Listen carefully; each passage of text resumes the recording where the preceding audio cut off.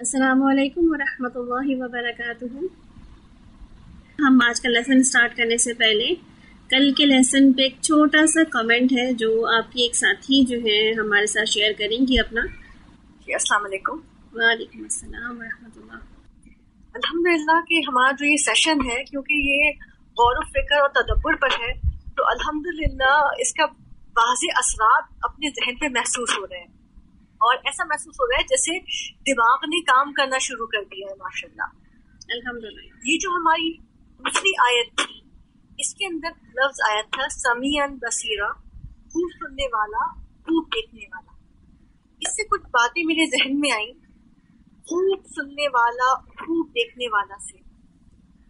اللہ تعالیٰ نے اتنا خوبصورت نظام انسان کے اندر ترتیب دیا ہے کہ جو ہمارا یہ سماعت کا سسٹم ہے اس کے اندر ایک چیز ہوتی ہے جو کہتے ہیں شٹر۔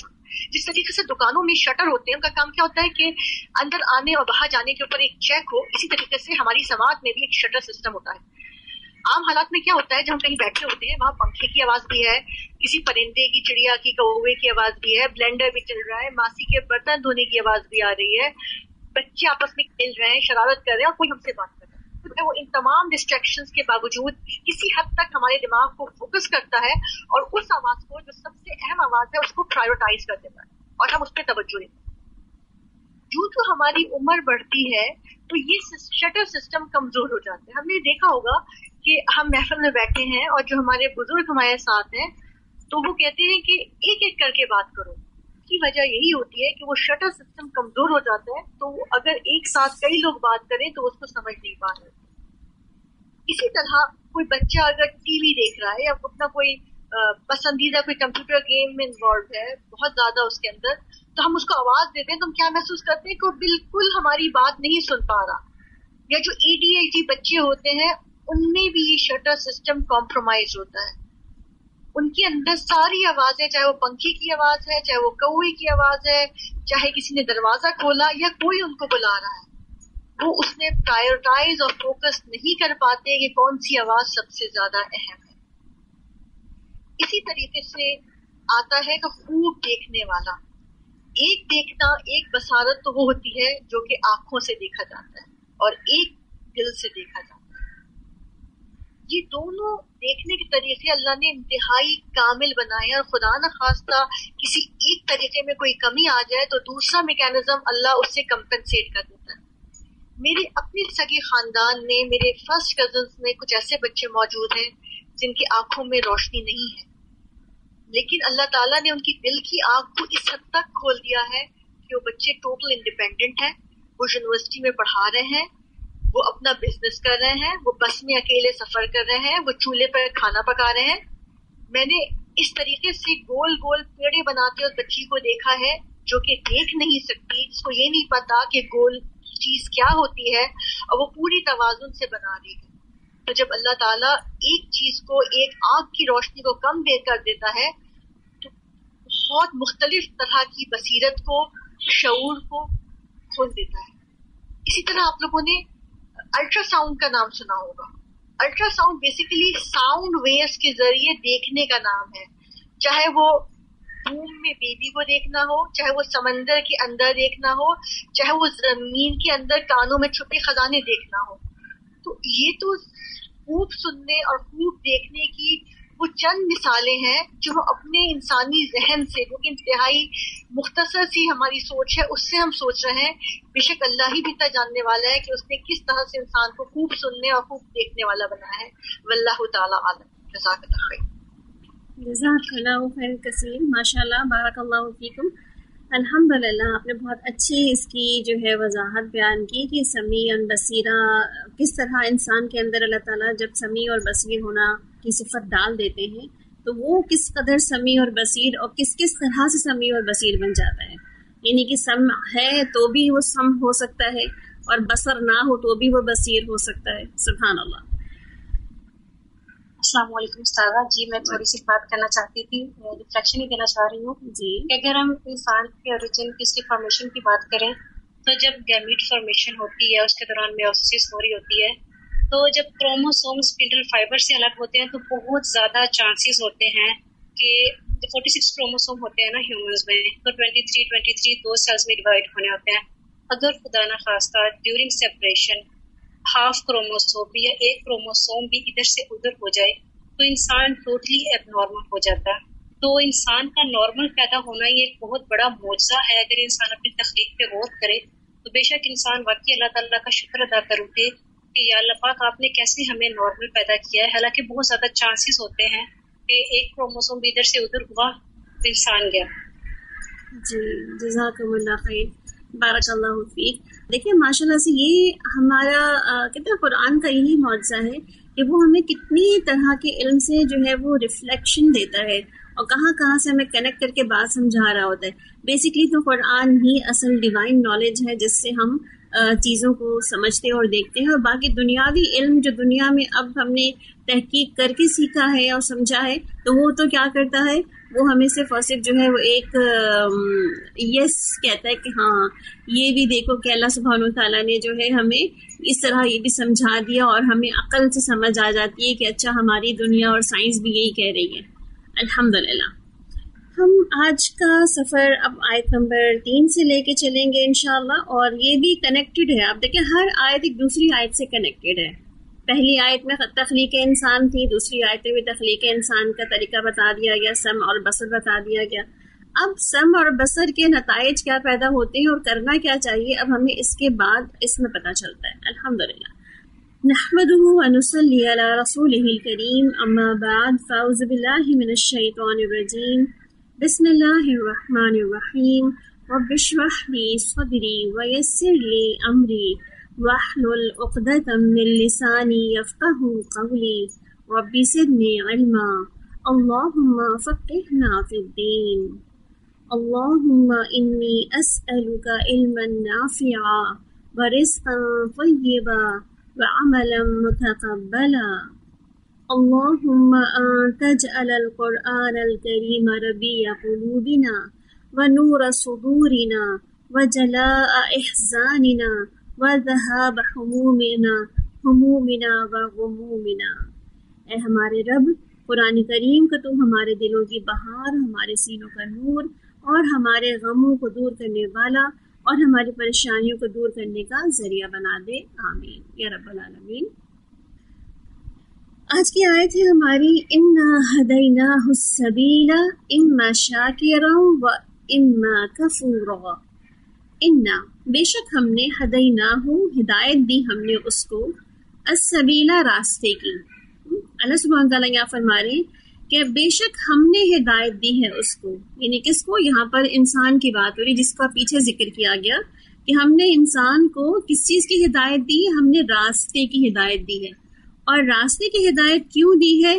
تاکہ ہم یہ دیکھیں کہ اما شاکرا و اما کفورا، کہ کون جو ہے وہ شکر ادا کرتا ہے اور کون جو ہے وہ ناشکرا پن کرتا ہے. آج کا سبق جو ہے وہ شکر گزاری پہ اور ناشکرے پن کے اوپر ہے. اور ایک جو اہم ٹاپک آج کا ہمارا ہے وہ ہدایت ہی ہے، یعنی کہ ہدایت کس طرح کی ہوتی ہے اور ہدایت کے راستے کیا ہوتے ہیں. تو آج ہم سب سے پہلے جو ہے وہ تھوڑا سا غور و فکر اس پہ کرتے ہیں کہ اللہ سبحانہ تعالیٰ نے ہمیں ہدایت کے بارے میں کیا بتایا. اب دیکھیں ہدایت کے بارے میں سورہ البقرہ اس کی ابتدا ہی سے پتہ چلتا ہے کہ اللہ تعالیٰ کیا فرماتے ہیں کہ ذالک الکتاب لا ریب فیہ ھدی للمتقین. اللہ نے یہ کتاب اس لیے نازل کی ہے تاکہ لوگوں کو ہدایت دی جا سکے. اور اللہ سبحانہ تعالیٰ سورہ بقرہ کے ہی چوتھے رکوع میں دو علم کا ذکر کرتے ہیں.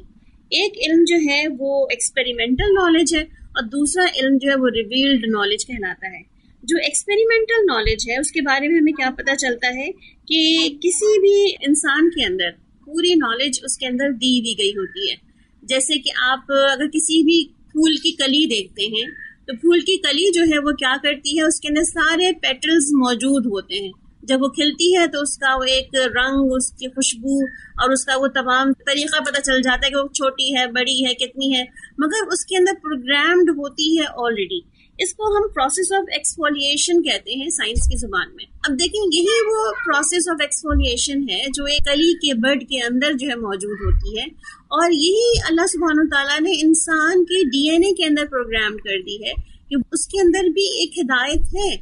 پھر آپ دیکھیں کہ وہ جو ایکسپیریمنٹل نالج ہے وہ آلریڈی اس کے اندر جو ہے وہ ایک طرح سے پروگرامڈ کر دی گئی. جیسے آدم علیہ السلام کو اللہ سبحانہ تعالیٰ نے بنایا اور ان کے بعد جو ہے وہ دنیا میں تخلیق کا سلسلہ جو ہے اسی ڈی این اے کے اندر ہی رکھ دیا.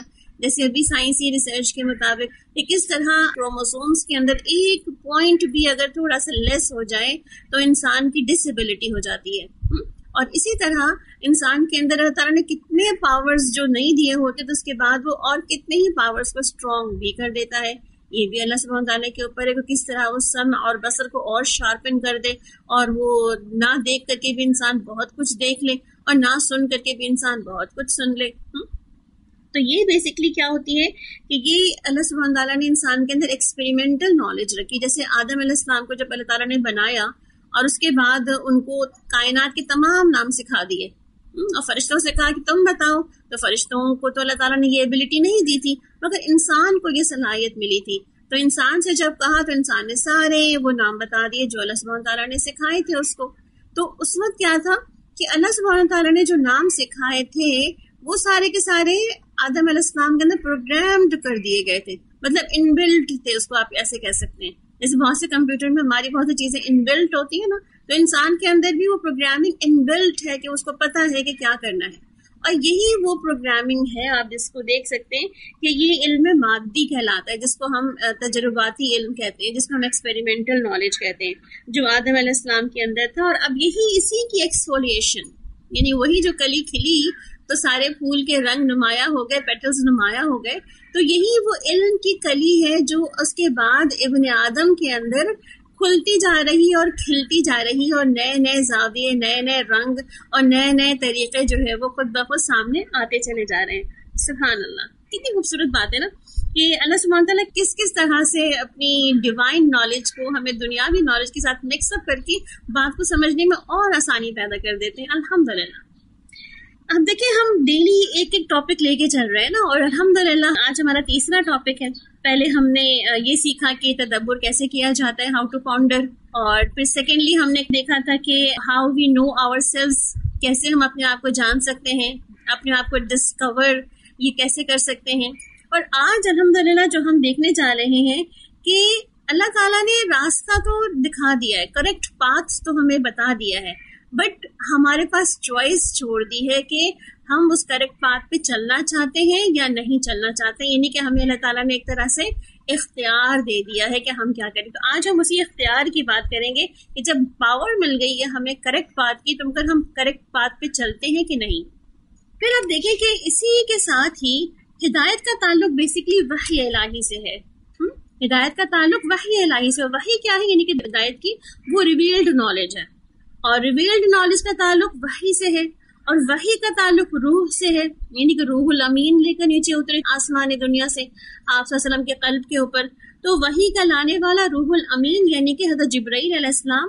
تو وحی کا اخذ کرنے والا بھی کوئی انسان کا دل اور انسان کے کان اور آنکھ نہیں تھے, بلکہ روح کی ریسیپینٹ روح ہی ہوتی ہے. بات سمجھ آ رہی ہے؟ بہت ہی نازک سا اور لطیف سا نقطہ ہے یہ, اور اس کو ہم انشاءاللہ آگے ایکسپلین کریں گے مزید آگے کہ آپ صلی اللہ علیہ وسلم کی دل پہ یہ جب نازل ہوا قرآن پاک, تو کہتے ہیں نا روح کی ریسیپینٹ روح ہی ہوتی ہے.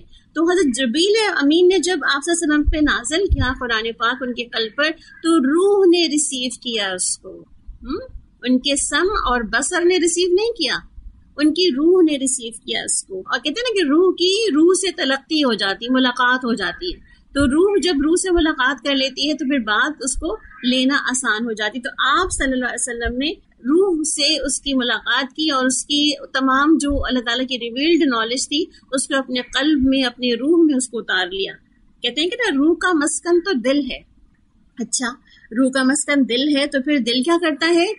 دل تو پھر دیکھتا بھی ہے, دل تو پھر سنتا بھی ہے نا, اور دل کی تو انٹیلیجنس بھی ہوتی ہے نا. یہی سنا ہے نا ہم نے کہ دل تو بہت ہی عقل مند ہوتا ہے, دل تو بہت ہی زبردست دیکھنے والا ہوتا ہے, بہت ہی زبردست سننے والا ہوتا ہے, کیونکہ دل کی بھی آنکھیں ہوتی ہیں. اللہ تعالیٰ قرآن پاک میں فرماتے ہیں وَلَا تَعْمَلِ الْأَبْصَارُ, آنکھیں اندھی نہیں ہوتی, وَلَكِنْ تَعْمَلِ الْقُلُوبُ الَّتِي فِي الصُّدُورِ, یعنی کہ دل جو ہمارے سینوں کے اندر ہیں وہ اندھے ہو جاتے ہیں. یعنی کہ اصل جو بھی بات ہو رہی تھی نا، جو وہ کہہ رہی تھی کہ ان کی جو کزن ہے وہ ان کی آنکھیں نہیں ہیں، مگر ان کی دل کی آنکھیں اتنی روشن ہے کہ ان کو سب کچھ صاف صاف دکھ رہا ہے کہ گول روٹی کیسے بنائی جاتی ہے، کھانا کیسے پکایا جاتا ہے، چولہے کی آگ کو کیسے جلایا اور محسوس کیا جاتا ہے کہ اس کا کیا پریشر ہے. تو پھر اللہ سبحانہ تعالیٰ نے کیسے دل کی آنکھیں جو ہے وہ کھول دیتا ہے، تو انسان کو تمام چیزیں ایسی ہی نظر آ رہی ہوتی ہیں، ایسی ہی وہ پرسیو کر رہا ہوتا ہے جیسے کوئی آنکھوں والا اس کو پرسیو کرتا ہے. بہرحال تو اب دیکھیں کہ اس کا مطلب کیا ہوا کہ صرف سننا، دیکھنا، سوچنا اور سمجھنا یہ سب دل کے کام ہیں. دیکھیں دل کی نالج کس پر بیس کرتی ہے کہ جو ہمارے سینسز سے ہمیں ملی ہے، جو ہماری عقل نے کی ہے. یعنی کہ ہم نے کل ہی دیکھا نا کہ سینسری نالج ہوتی ہے ہماری، پھر سینس ہماری ڈیٹا کلیکشن کرتی ہے، جو پروسیسنگ ہوتی ہے ہماری عقل کے اندر، اور دل بھی ہمارا جو ہے ساتھ میں ان تمام چیزوں کو، تمام نالج کو ایموشنلی جو ہے وہ انٹیلیجنس اور ایموشنلی جو کوشنٹ ہوتے ہیں ان سب چیزوں کو کلیکٹ کر لیتا ہے. تو اب دیکھیں جو علم بالقلب ہے، یعنی کہ علم بالحواس بھی ہے، بالعقل بھی ہے. جو علم بالقلب ہے تو قلب کے علوم میں کیا چیزیں شامل ہوتی ہیں؟ قلب میں الہام ہوتا ہے، کشف بھی ہوتا ہے، مبشرات بھی قلب پر ہی آتے ہیں، القاء بھی قلب پر ہی کیا جاتا ہے. پھر رؤیا صادقہ یعنی سچے خواب یہ بھی انسان کے قلب پر ہی وارد ہوتے ہیں، اور اسی طرح تحدیث یہ بھی قلب ہی محسوس کرتا ہے. یہ سارے ورڈز آپ نے کچھ نہ کچھ سن رکھے ہوں گے. الہام سن رکھا ہوگا، کشف سن لیا ہوگا، مبشرات یا القاء سنا ہوگا. جیسے اللہ تعالیٰ نے فرمایا کہ ہم نے جو ہنی دی ہے اس کو القاء کر دیا کہ وہ کیا کرے، اس کو گائیڈ کر دیا کہ وہ کیا کرے، کیسے جائے، مکھی پھولوں کے رس چوسے اور جا کے ایک چھتے میں جمع کرے، اس کو القاء کر دیا گیا. اسی طرح آپ دیکھیں کہ یہ جو تحدیث ہوتی ہے تو یہ بھی جو ہے کہ دل میں کوئی ایسی بات آ جانا، جیسے کہ حضرت عمر فاروق رضی اللہ عنہ کے بارے میں آتا ہے نا کہ جب پردے کا حکم نہیں بھی آیا تھا، کہ نہ صرف یہ کہ پردے کا حکم بلکہ بہت سے ایسے احکامات جو کہ حضرت عمر رضی اللہ عنہ نے محسوس کر لی کہ اس کے بارے میں کوئی حکم آ جانا چاہیے، اور اللہ سبحانہ تعالیٰ نے بعد میں اس پر باقاعدہ احکامات نازل کر دیے. تو یہ بھی ایک تحدیث ہوتی، یہ بھی اللہ سبحانہ تعالیٰ کی طرف سے جو علم بالقلب کے اندر جو ہے الہام اور القاء کے ذریعے اللہ تعالیٰ اس کے اندر راہ دکھا دیتے ہیں. اب دیکھیں یہ سب چیزیں جو ہیں وہ کیا کہلائی جاتی ہیں کہ نبوت کا 46واں حصہ، یعنی کہ آج نبوت تو باقی نہیں ہے مگر نبوت کا 46واں حصہ آج بھی باقی ہے، جو ان الہام، کشف، مبشرات اور رویائے صادقہ کے ساتھ جو ہے وہ ہمیں آج نظر آتا ہے. پھر آپ دیکھیں کہ اسی ایکسٹرا سینسری پرسیپشن پہ آج کل سائنس بھی بہت بات کرتا ہے کہ کس طرح ایکسٹرا سینسری پرسیپشنز ہوتے ہیں اور کس طرح جو ہے وہ اس کو انسان کچھ چیزوں کو پرسیو کر لیتا ہے.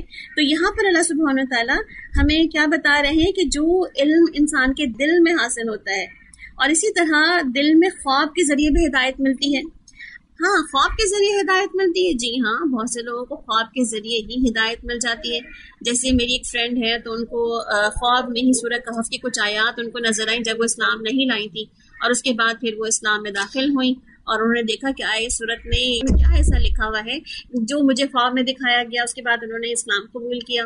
خواب کوئی شریعت کی دلیل نہیں ہوتے کہ وہاں پہ کوئی آپ کو کہہ دے کہ جی مسلمان جو ہے وہ اس طرح کرے اور اس طرح نہ کرے، یا یہ چیز کرنی ضروری نہیں ہے تو وہ خواب میں دکھا دیا جائے، سنا دیا جائے تو آپ کہیں جی مجھے تو خواب میں بشارت ہو گئی ہے.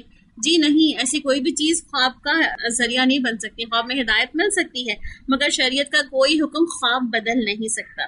ٹھیک ہے، کیونکہ ہم تو وہ لوگ نہیں ہیں نا جو آپ صلی اللہ علیہ وسلم تھے یا انبیاء کرام تھے جن کے خواب تو معصومین کے خواب ہوتے ہیں، جو سچے ہوتے ہیں، جو اللہ کی طرف سے ہوتے ہیں. بہرحال تو کہتے ہیں نا کہ اللہ تعالیٰ خود ہی کہتے ہیں کہ ہم بہت سے لوگوں کو اسی قرآن کے ذریعے ہدایت دیتے ہیں، اور اسی قرآن کے ذریعے بہت سے لوگ جو ہے وہ گمراہ بھی ہو جاتے ہیں. تو آپ دیکھیں انہی باریکیوں میں پڑھ کر بہت سے لوگ جو ہے وہ اپنی راہ بھی کھو دیتے ہیں اور چیزوں کو مس انڈرسٹینڈ بھی کر جاتے ہیں اور وہاں سے بھٹک جاتے ہیں. اس لیے ہمیں قرآن پڑھتے ہوئے، جیسے کہ اللہ سبحانہ تعالیٰ نے ہمیں بتایا کہ الحمدللہ ہمیں قرآن کو پڑھتے ہوئے طریقہ کار بتا دیا گیا کہ کس طرح جو ہے وہ آغاز کریں گے. ہم تعوذ کے آغاز کرتے ہیں تاکہ شیطان اور اس کے ساہٹوں سے بچ جائیں، اور پھر ہم اللہ کے نام سے شروع کرتے ہیں تاکہ اللہ کے نام کی برکتیں بھی اس میں شامل ہوں، اور جو بھی ہم پڑھ رہے ہوں یا جو بھی ہم سمجھ رہے ہوں یا جو بھی ہم کر رہے ہیں اس میں ہمیں اللہ کی مدد شامل حال رہے.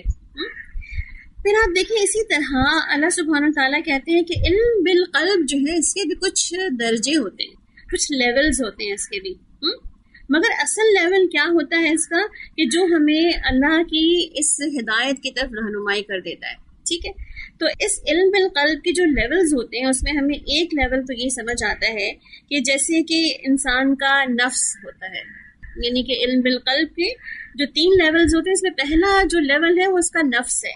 آپ دیکھیں نفس میں اللہ سبحانہ تعالیٰ نے خیر اور شر دونوں کی تمیز رکھ دی ہے, اور اس کے بارے میں قرآن کیا کہتا ہے, وَنَفْسٍ وَمَا سَوَّاهَا فَأَلْهَمَهَا فُجُورَهَا وَتَقْوَاهَا, کہ ہم نے نفس کے اندر ہی پہچان رکھ دی ہے کہ وہ حق یا ناحق کو پہچان سکے.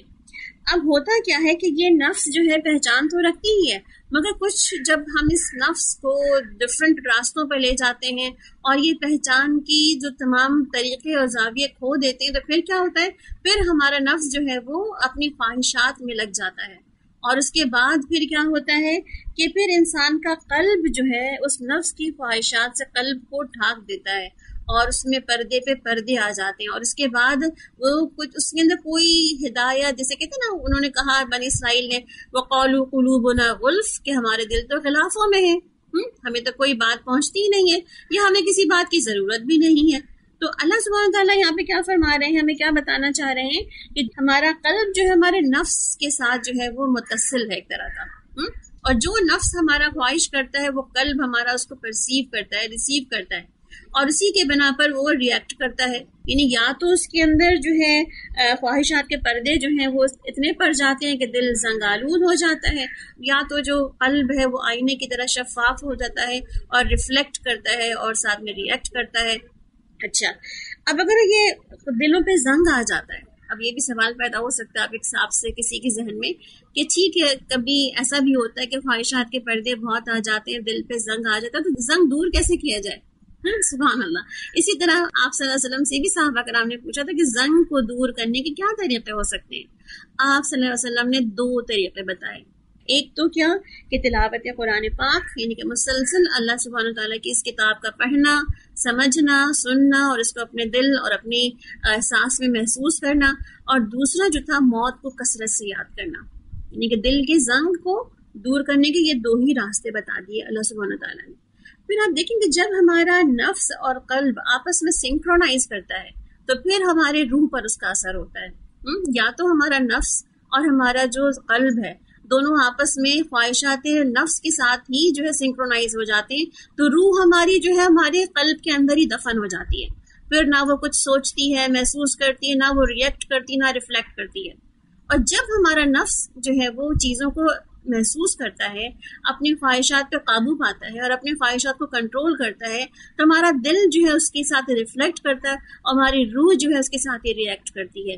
یعنی کہ تینوں چیزیں, تینوں لیولز بھی جب ساتھ چلتے ہیں تبھی ہمارا قلب جو ہے منور ہو جاتا ہے, اور تبھی ہمارے قلب سے وہ پھر شعائیں نکلتی ہیں جو دوسروں کو بھی اس طرف اپنی طرف کھینچنے لگ جاتی ہیں. اچھا, یہاں پہ تھوڑی سی علمی گفتگو ہو رہی, تو ایک نقطہ اور بھی آپ سے ڈسکس کر لوں کہ ہمارے ٹائپس آف انٹیلیجنس ہوتے ہیں. جیسے کہ آئی کیو ہوتا ہے, انٹیلیجنس کوشچن. آئی کیو تو بہت سن رکھا ہوگا نا آپ نے کہ آئی کیو ٹیسٹ ہوتا ہے, یا آئی کیو کسی کا اسٹرانگ ہے, یا آئی کیو کسی کا بہت فیل ہے, تو یہ پتہ چل جاتا ہے ہمیں کہ وہ کتنا عقل مند ہے کتنا نہیں ہے. اسی کے ساتھ کہتے ہیں کہ نہ صرف دیکھیے آئی کیو بلکہ آج کل ای کیو بھی ہوتا ہے, یعنی کہ ایموشنل کوشنٹ. پھر ایس کیو بھی ہوتا ہے, یعنی کہ سوشل کوشنٹ. اسی طرح اے کیو بھی ہوتا ہے, ایڈورسٹی کوشنٹ. آئی کیو کیا کرتا ہے, بیسکلی ہمیں ہیلپ کرتا ہے چیزوں کو ریکال کرنے کے لیے, بھولی ہوئی چیزوں کو پڑھنے, یاد کرنے, ریکال کرنے میں ہمیں آئی کیو ہیلپ کرتا ہے. اسی طرح ہمارا جو ای کیو ہے یہ ہماری بیہیویئر کے اندر جو کوالٹیز پیدا ہوتی ہیں, جیسے کہ رسپیکٹ کرنا, ٹرسٹ کرنا, آنیسٹی ہونا, رسپانسبلٹی لینا وغیرہ وغیرہ, یہ تمام چیزوں کو یہ شارپن کرتا ہے. تو یہ ہمارا ای کیو کر رہا ہوتا ہے جس کا تعلق ہمارے قلب سے ہے. پھر تیسرا جو ہے وہ ایس کیو کہتے ہیں, سوشل کوشنٹ. یعنی کہ سوشل کوشنٹ کیا کرتا ہے, بلڈ نیٹ ورک. یعنی کہ ہم جو ہے وہ سوشلی لوگوں کے ساتھ موو کرتے ہیں, سوشلی ہم ملتے جلتے ہیں لوگوں سے, تو پھر کیا کرتا ہے, ایک نیٹ ورک بلڈ کرتا ہے اور اس کو پھر مینٹین کرتا ہے. کہتے ہیں کہ ای کیو جو ہے یعنی کہ ریپرزینٹ کیا کرتا ہے, ہمارا کریکٹر ریپرزینٹ کرتا ہے, اور ایس کیو جو ہے وہ ہمارا کریزما ریپرزینٹ کرتا ہے. ہے نا. کتنے مزے کی بات کہ ہمارا جو ای کیو ہے تو ہمارے کریکٹر کو ریپرزینٹ کر رہا ہے، مگر ہمارا ایس کیو جو ہے، ہم سوشلی کتنا زبردست ہیں لوگوں کے ساتھ، یہ ہمارا جو ہے کرزما جو ہے ریپرزینٹ کر رہا ہے. اسی طرح آپ دیکھیں جب ای کیو اور ایس کیو آپس میں مل جاتے ہیں، ایک بہت ہی زبردست قسم کی پرسنالٹی جو ہے ہمارے سامنے آ جاتی ہے. کہتے ہیں نا کہ جب کسی کو سکھانا ہو، بتانا ہو، صرف آئی کیو پر ہی نہ زور دیا جائے. ہمارے آئی کیو بہت زیادہ چلتا ہے نا، ہم انٹیلیجنس بہت زیادہ چاہتے ہیں کہ لوگ انٹیلیجنٹ ہو جائیں، مگر انٹیلیجنس کے ساتھ اگر لوگ اپنی ایموشنلی طور پر اسٹرانگ نہ ہوں، سوشلی طور پر اسٹرانگ نہ ہوں، لوگوں کے اندر ایڈورس صلاحیتیں نہ ہوں، تو آپ دیکھیں پھر آئی کیو کسی معنی کو نہیں رکھتا. جیسے میں ایک کسی کا جاب انٹرویو کی اسٹوری پڑھ رہی تھی، تو اس نے کہا کہ جب میں جاب انٹرویو کے لیے نیچے بیٹھا تو مجھے بتایا گیا کہ تیسرے فلور پہ جا کے جاب انٹرویو ہے، آپ یہاں تشریف رکھیں. تو وہ کیا ہے، میں نیچے بیٹھ گیا. تو جب میں نیچے بیٹھا تو میں نے دیکھا کہ آس پاس میں جو میں آخری بندہ ہی بچا تھا اور سب کے سب چلے گئے تھے. تو میں نے دیکھا کہ میں بیٹھا ہوں تو میرے آس پاس میں کئی پنکھے چل رہے ہیں. تو میں نے اٹھ کے باقی پنکھے بند کر دیے اور صرف اپنے سر والا پنکھا کھلا رہنے دیا. مگر جب میری باری آئی تو میں اپنا وہ پنکھا بھی بند کر کے سیڑھیوں سے چڑھ کے اوپر چلا گیا. سیڑھی پہ میں نے دیکھا کہ لوگوں نے جاتے ہوئے کوئی گملے جو ہیں ادھر ادھر کر دیے ہیں. میں نے گملے کو سیدھا کر دیا اور پھر سیدھا ہی اوپر جاتے جاتے میں نے دیکھا کہیں ایک دروازہ کھلا ہے. بلا وجہ کمرے میں کوئی نہیں، میں نے دروازہ بند کر دیا. اسی طرح جب میں میٹنگ روم میں پہنچا تو جب میں وہاں بیٹھا اور ان سے میں نے انٹرویو پہ انہوں نے مجھ سے بات کرنی شروع کی تو انہوں نے کہا کہ آپ کا اپوائنٹمنٹ ہو گیا. میں بہت حیران ہوا کہ میرا کیسے اپوائنٹمنٹ ہو گیا، میں نے صرف آپ نے تو کچھ پوچھا ہی نہیں، کوئی بات کی ہی نہیں، تو اپوائنٹمنٹ کیسے دے دیا آپ نے؟ تو انہوں نے کہا کہ ہم نے آپ کو اس CCTV کیمرے سے مسلسل آبزرو کیا ہے کہ آپ جب بیٹھے تھے نیچے تو آپ نے کیا کیا، آپ چل کے آئے تو آپ نے کیا کیا. یعنی کہ ایک شخص جو رسپانسبلٹی لیتا ہے اور اپنی اس کی ایک عادت اور ہیبٹ بن جاتی ہے تو وہ پتہ چل جاتا ہے کہ یہ بندہ رسپانسبل کے ساتھ ساتھ ہی کمیٹڈ بھی ہے اور چیزوں کی قدر بھی کرے گا. تو وہ شخص جو جس کا انٹرویو تھا وہ کہتا ہے کہ گھر میں یہی بات جو ہے نا مجھے بہت زہر لگتی تھی کہ جب بابا ہر وقت کہتے رہتے تھے یہاں سے نکلے ہو پنکھا بند کر دو، نل کھلا ہوا ہے تو اس کو بند کر دو، یا یہ کر لو یا وہ کر لو، مسلسل ہدایت نامے جاری ہوتے رہتے. تو کہتے میں چڑھ گیا تھا ہدایت ناموں سے. مگر جب اس جاب انٹرویو کے بعد میں گھر پہنچا تو میں نے بہت شکر ادا کیا ان کا بھی اور اللہ کا بھی کہ اللہ نے مجھے وہ سکھایا جو کہ بہت سو کو نہیں سکھایا. الحمدللہ. کہتے ہیں نا کہ انسان بہت طریقوں سے سیکھتا ہے، لائف کے اندر چیزوں کو سیکھتا اور گرو کرتا چلا جاتا ہے. تو یہ جو چوتھا نمبر تھا نا، جو AQ ایڈورس کوشچن جو تھا، کہتے ہیں کہ یہ بیسکلی انسان کی بہت ساری ایسی ایبلٹی کو میجر کرتا ہے جو اس کو زندگی میں بہت سی رف پاتھ جو ہوتے ہیں، جو پیچھے ہم نے ذکر کیا نا، نبتلی ہی آزمایا جاتا ہے انسان کو. تو بہت ساری ایسی آزمائشوں سے گزر کر وہ لائف کے بہت بڑے بڑے قیمتی لیسنز لے لیتا ہے اور وہ اس لیسنس کے بعد جو ہے اپنی زندگی کو مینج کرتا ہے. اس کا مطلب کیا ہوا کہ ہم نے خود کو جو ہے وہ EQ اور SQ پہ تو رکھنا ہی ہے، مگر اپنا AQ بھی اسٹرانگ کرنا ہے تاکہ ہمیں ایڈورس نالج حاصل ہو اور ہم اپنے آپ کے گرو کرنے کے سارے چانسز جو ہے وہ انشاءاللہ اویل کریں. پھر ہم چلتے ہیں تھوڑا سا اور آگے کہ ہدایت یہاں پر بات ہوئی، اِنَّا هَدَيْنَاهُ السَّبِيلَ. هَدَيْنَاهُ السَّبِيلَ. اب دیکھیں یہاں پر ہدایت دی ہم نے راستے کی. سبیل کا تعلق جو ہے وہ علم بالقلب کے ساتھ ہے، یعنی کہ سبیل سے کون سے راستے مراد ہیں؟ امام راضی کہتے ہیں اس سے مراد دو راستے نہیں ہیں، یعنی کہ سبیل ہر راستے کو سبیل نہیں کہا جائے گا. یہاں پر صرف سبیل اس راستے کو کہا جائے گا جو ہدایت کی طرف لے جانے والا راستہ ہے. کیونکہ عموماً ہم دیکھتے ہیں نا، کہتے ہیں کہ راستے تو ہوتے سارے ہیں، یہ بھی راستہ ہے سیدھا راستہ، یہ بھی الٹا راستہ بھی صحیح ہے، اور گمراہی کا راستہ بھی تو راستہ ہی ہوتا ہے. مگر قرآن پاک کے اندر آپ سبیل کے لفظ کو اگر چیک کریں یا اس کو ریسرچ کریں تو سبیل کا لفظ ہمیشہ صراط مستقیم کے لیے، سیدھے راستے کے لیے، یہ صحیح راستے کے لیے آیا ہے. ہاں یہ اور بات ہے کہ کوئی کجی والا راستہ، یہ والی آیتیں بھی موجود ہیں کہ غی السبیل یعنی کوئی گمراہی کا راستہ اختیار کرے، ایسی بات ہی موجود ہے. مگر اٹ صرف جب السبیل آیا کہیں پر بھی السبیل الف لام کے ساتھ تو وہ کیا پراپر ناؤن ہمیں بتاتا ہے، سبیل سے مراد صرف اور صرف ایک ہی راستہ ہے جو کہ ہدایت کا راستہ ہے. اور امام راضی کے اس قول سے ہم سب متفق ہیں کہ راجح رائے ہے کہ اس سے مراد جو ہے وہ دو راستے نہیں بلکہ ایک ہی راستہ ہے. اس کا مطلب یہ ہوا کہ ہمارے قلب کے اندر اللہ کی معرفت موجود ہے، ہمارے روح کے اندر اللہ کی معرفت یعنی ہدایت خداوندی موجود ہے. اب چاہے ہمیں ہدایت جب مل جائے تو ہم اس معرفت خداوندی کے راستے کو اختیار کریں، یعنی کہ اللہ کے اس راستے کو اختیار کریں یا نہ کریں، اس ٹوٹلی اپ ٹو اس کہ ہم کیا کرنا چاہتے ہیں۔ اب دیکھیں اگر اسی اختیار کو ہم دیکھیں اگر سائنسی اعتبار سے، تو اس میں ذرا سا ہمیں جبر کا پہلو نظر آتا ہے۔ کیوں؟ کیونکہ انسان کے اندر جو جینز ہوتی ہیں، جو جینیٹیکلی انسان جہاں سے بلانگ کرتا ہے، اس کے آبا و اجداد جہاں سے ہوتے ہیں، جس علاقے سے وہ بلانگ کرتا ہے، تو جینیٹیکلی اس کے اندر وہی عادات، وہی اس کی کسٹمز اور اس کے اندر جو ہے وہ تہذیب و تمدن وہی اس علاقے کا ہی آ جاتا ہے، اسی خاندان کا آ جاتا ہے۔ جیسے سورہ بنی اسرائیل میں ایک جگہ پہ لفظ شاکلہ آیا ہے، شکل، جس کو ہم انگلش میں پیٹرن کہتے ہیں آج کل، کہ فلاں کا یہ پیٹرن ہے۔ باقاعدہ یہ پیٹرنز کیسے بنتے ہیں؟ اس مولڈز میں ڈال کے ہی پیٹرنز بنتے ہیں، یعنی کہ جیسے جس پیٹرن کو جس مولڈ میں ڈالا جائے گا وہ پیٹرن ویسے ہی بن کے سامنے آ جائے گا۔ تو یہی وہ شاکلہ ہے جس کے لیے آپ دیکھیں انوائرمنٹ بھی ضروری ہے، اس کے ساتھ ہی اس کو ہیلدی نیچر کا ملنا بھی ضروری ہے، اور اسی کے ساتھ اس کو آباء و اجداد کی طرف سے خیر اور دین کی سمجھ بھی ملنا ضروری ہے، تو جا کر کے وہ ڈی این اے جو ہے وہ اسی کے مطابق جو ہے ریئیکٹ یا ریفلیکٹ کرتا ہے۔ اچھا، اسی بات کو میں ایک اور مثال سے سمجھاتی ہوں۔ اب دیکھیں انسان کا تعلق جس علاقے جس خاندان سے ہوتا ہے وہی رویے اس کے اندر پیدا ہو جاتے ہیں۔ تو آپ صلی اللہ علیہ وسلم نے کیا فرمایا کہ شادی کے وقت 4 چیزیں دیکھنی چاہیے۔ 4 چیزیں پتہ ہی ہوں گی آپ کو، سبھی کو پتہ ہوتی ہیں، حسب نسب اور مال سب کو پتہ ہوتا ہے کہ یہ چیزیں دیکھنی چاہیے، مگر آپ صلی اللہ علیہ وسلم نے چوتھی چیز بھی بتائی کہ دین دیکھنا چاہیے۔ اور آپ صلی اللہ علیہ وسلم نے ساتھ میں یہ بھی فرمایا کہ تمہارے ہاتھ خاک آلود ہوں تم دین ہی دیکھو، یعنی پریفریبلی دین ہی کو پریفر کرو۔ کیوں؟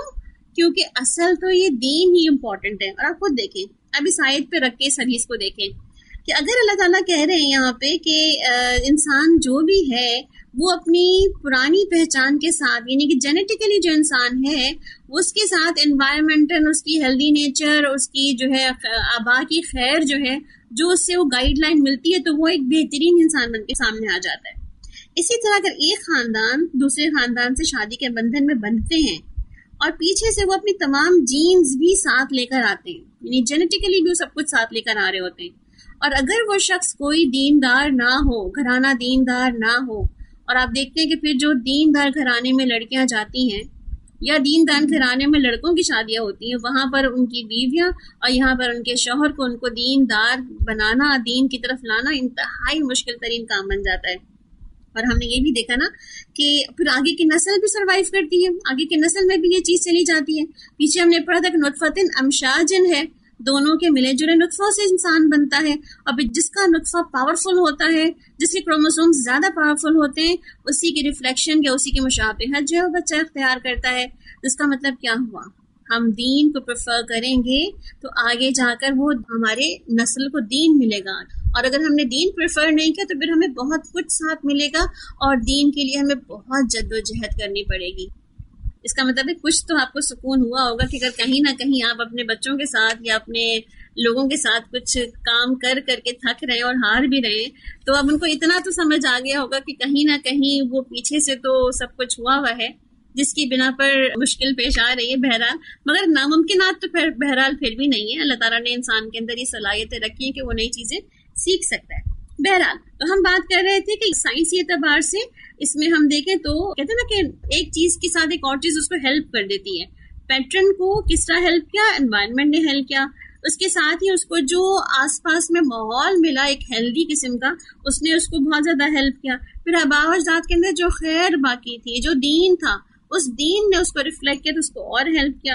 اور آپ دیکھیں اللہ سبحانہ تعالیٰ بھی ہم سے جو سوال جواب کرے گا یا ہم سے جو پوچھے گا کہ ہم نے کیا اچیومنٹ کیے ہیں دنیا کے اندر، تو آپ دیکھیں اس کو بھی پتا ہے کہ ہم نے کس انوائرمنٹ میں گرو کیا ہے۔ آپ میں سے بہت سے لوگ ایسے ہوں گے جن کو دین سمجھنا یا پڑھنے میں وہ گھر میں اونلی ون اینڈ اونلی ہوں گے، کہ وہ خود ہی دین پڑھ رہے ہوں گے، سمجھ رہے ہوں گے، اور ان کے ساتھ کوئی بہت زیادہ فیملی سپورٹ نہیں ہوگی، ہے نا؟ ایسا بھی ہو سکتا ہے، بہت سے لوگوں کے ساتھ ایسا بھی ہوا اور ایسا بھی ہو رہا ہے کہ ون اینڈ اونلی گھر سے بندہ باہر نکلتا ہے، چاہے وہ مرد ہو یا عورت، اور اس کے بعد پھر اس کے گھر والوں تک دین پہنچانا اس کے لیے انتہائی مشکل ذمہ داری ہو جاتی ہے۔ تو اللہ سبحانہ تعالیٰ دیکھیں گے کہ کس انوائرمنٹ میں اس نے کیا اچیو کیا ہے اور کیسے گرو کیا ہے، تو اسی لحاظ سے ہی اس کی جانچ پڑتال ہوگی. بہرحال السبیل کا لفظ کا مطلب کیا ہوا کہ السبیل جو ہے قرآن پاک میں پازیٹیو میننگ میں آیا ہے، کہیں پر بھی نیگیٹو میننگ میں نہیں آیا ہے. اور اسی کے ساتھ آپ دیکھیں کہ اللہ سبحانہ تعالیٰ کیا فرما رہے ہیں کہ یہ ہدایت کا جو راستہ دکھایا گیا ہے وہ کیوں، اما شاکرا و اما کفورا. اب شکور اور کفور یعنی کہ کون سخت شاکر ہے، کون شخص جو ہے وہ کافر ہے. کافر کا مطلب یہاں پہ ناشکرہ پن سے ہے، یہاں پہ شاکر کے اپوزیشن میں کفور آیا ہے، ٹھیک ہے. کفر کے معنی میں یہاں پہ کفور نہیں آیا ہے. تو اس کا مطلب کیا ہے کہ ہدایت مل گئی ہے تو اب چیک یہ ہوگا کہ ہدایت ملنے کے بعد تم شکر گزار بنتے ہو یا ناشکرہ پن کرتے ہو. اچھا، اب ہم اگر شکر کی طرف آ جائیں تو آپ دیکھیں شکر بیسکلی 3 چیزوں کا نام ہے. شکر سب سے پہلے ریکگنائز کرنے کا نام ہے، یعنی کہ معرفت ہو جائے شکر کی. پھر شکر کا ادراک ہو جائے، ہمیں پرسیو کر لیں، ہم پرسیپشنز ہو جائے ہماری اس شکر کی طرف کہ واٹ از شکر. اسی کے ساتھ پھر ایکسیپٹنس کا نام ہے شکر، یعنی کہ اعتراف کر لینے کا کہ ہم نے ایکسیپٹ کر لیا اللہ سبحانہ وتعالیٰ کہ اس نعمت کو جو اس نے دیا ہے. اچھا، اب راغب اصفہانی کہتے ہیں کہ شکر کے 3 مراحل ہیں. وہ 3 مرحلے کیا ہیں؟ سب سے پہلا شکر بالقلب ہے، یعنی کہ احساس ہو گیا آپ کو کہ اللہ تعالیٰ نے یہ نعمتیں دی ہیں. اور کل جو ہمارا ہوم ورک تھا اس میں 5 نعمتوں کا ذکر کرنا تھا نا، آپ میں سے بہت سے لوگوں نے کیا ہوگا، الحمدللہ لکھا ہوگا. اپنے گروپ میں ریفلیکٹ کیجیے گا انشاءاللہ. کل گروپ کی چیٹ میں دیکھ رہی تھی ماشاءاللہ بارک اللہ فیکم سب کو کہ جو بھی اس میں شیئر کر رہے ہیں، اور الحمدللہ بہت سے لوگ جو اس میں شیئر کر رہے ہیں تو اس سے بہت سے دوسرے لوگوں کو جو کلاس میں نہیں آ پا رہے ان کو بھی اس سے فائدہ ہو جائے گا. تو اپنی شیئرنگ گروپ میں جاری رکھیے گا انشاءاللہ. ہم گروپ کی چیٹس جو ہے وہ ڈیلی ہی حساب سے کھول دیا کریں گے تاکہ آپ اس میں اپنی ریفلیکشنز ڈال سکیں. پھر آپ دیکھیں کہ شکر بالقلب کے ساتھ ہی شکر باللسان بھی ہے، یعنی کہ دل میں تو احساس ہو گیا کہ اللہ کی نعمتیں ہیں، پھر زبان سے اس کا ایک حصہ بھی ڈالیں کہ اپنا شکر ادا تو کریں. جیسے ہم کہتے ہیں نا الحمدللہ، کوئی آپ سے پوچھتا ہے کہ آپ کیسے ہیں تو آپ کہتے ہیں الحمدللہ.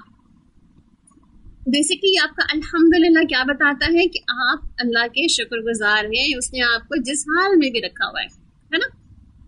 اچھا، اسی طرح آپ دیکھیں کہ ہماری تہذیب کا بھی ایک حصہ ہے کہ ہم لوگوں کو تھینک یو بولتے ہیں، شکرن بولتے ہیں، یا تھینکس بولتے ہیں، یا شکریہ کہتے ہیں. تو یہ بھی ہمارے شکر کا حصہ ہے. تو جب ہم دنیا میں اتنے لوگوں کو تھینکس اور تھینک یو کرتے رہتے ہیں تو اللہ کا بھی تو حق ہے نا کہ اس کا بھی ہم شکر ادا کریں الحمدللہ کہہ کر کے.